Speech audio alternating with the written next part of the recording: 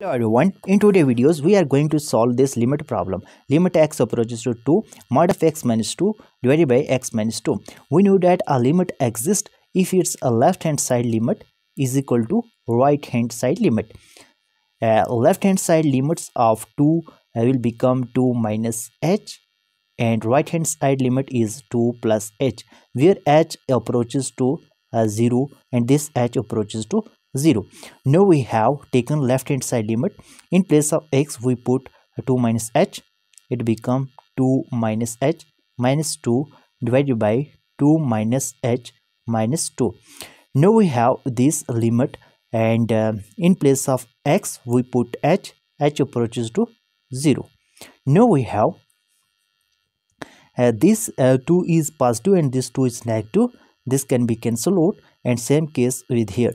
We have limit h approaches to 0 mod of minus of h divided by minus of h. Now we have limit h approaches to 0, and this mod of minus of h, it become h divided by minus of h. It become minus of 1. Now we have right hand side limit. Right hand side limit will become limit.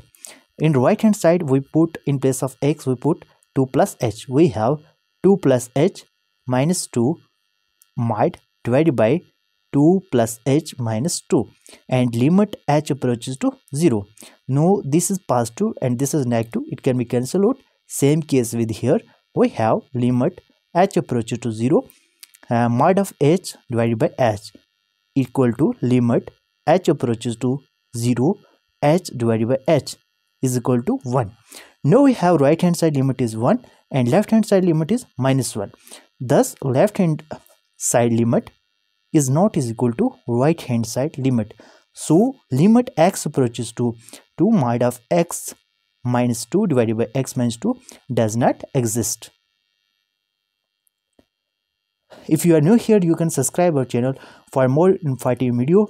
See you in the next video. Till then, bye.